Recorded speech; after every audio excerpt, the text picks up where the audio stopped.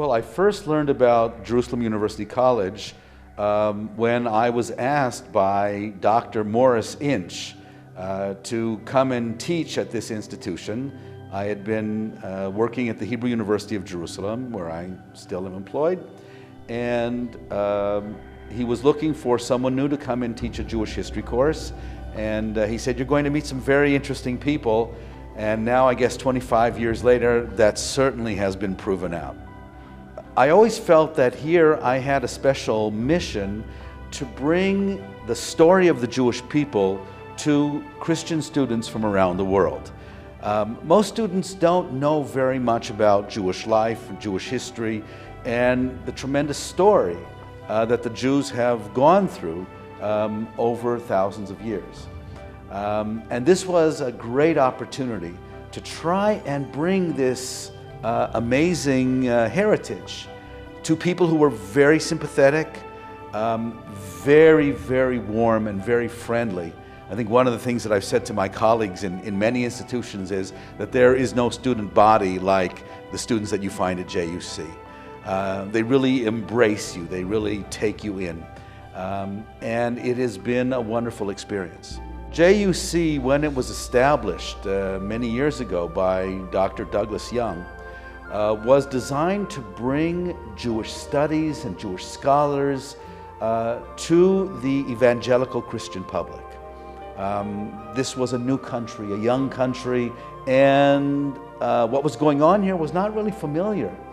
Maybe it was in a biblical sense, in more of a general historical sense, but Dr. Young wanted to bring Christian believers to encounter the researchers, the universities, the study that was going on in Israel.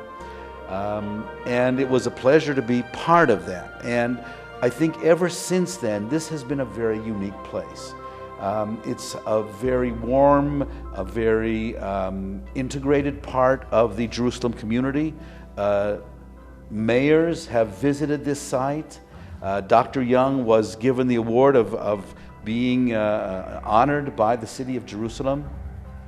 Many colleagues of mine, professors at Israeli universities, a number of Israeli universities, have and continue to teach here.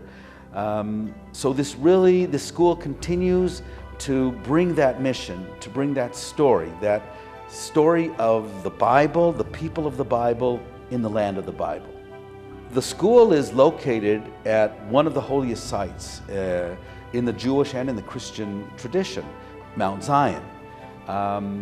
And it's here, literally a stone's throw away, that King David is buried traditionally. It's the place where the Last Supper took place. And we are so close to the most ancient and most holy traditions of our very, very close religions. I remember visiting here back in 1966, before the Six-Day War. At that time, Jews were not allowed to go into the old city of Jerusalem. And they could not go to see the Western Wall, which is probably the holiest place for Jews all over the world. And I remember coming to Mount Zion and climbing here on one of the roofs to try and see a corner, a little piece of the wall. That's all we could do in 1966. A year later, of course, things changed tremendously. And now we are very, very close. It's possible to go from here into the Old City to the holiest sites of Judaism, of Christianity, and of Islam. And in a way, this characterizes what happens at JUC. There really is an island here where people from different religions can very honestly and very candidly encounter each other and learn from each other. If there's any institution that I know of that not only professes fraternity and brotherhood, but practices it, it's the Jerusalem University College. One of the unique things about Jerusalem University College is that really the whole country, and certainly the city of Jerusalem, becomes your classroom.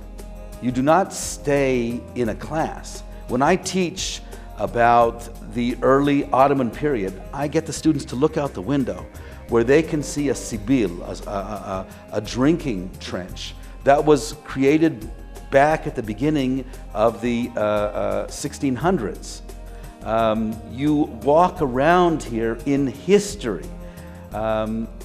So you can learn in the classroom, and we have all of the facilities that any classroom would have, but what we have that no one else has is the ability to take a walk outside of the classroom, in Jerusalem or in the country, and see where the stories of the Bible and where the later history took place. JUC offers different tracks and different programs for different types of students. So there are short-term programs, pastor-led programs, usually for adults and church groups that come here for a short period of time and see various parts of the land. There are study abroad programs, students studying in colleges and universities, not only in the United States, from the Far East, from Europe, really from across the world, can come here and study for a semester or a year and transfer those credits to their home institution. So this becomes part of their undergraduate study experience. But really the peak, I would say, the jewel in the crown at JUC is the graduate programs, and there are graduate programs in Bible studies, which would include textual and archaeological studies, and there's a graduate track in Middle Eastern religions and peoples, which focus more on current issues or more contemporary history. These different programs allow students to come here at different stages in their life journey. Some are coming here and are really just starting to think about the significance of what they're learning here. That's a special, I'd say, pleasure of a teacher, when you can see the spark light up in a student's eye and you know that they've made a very, very important step in their progress, in their personal growth.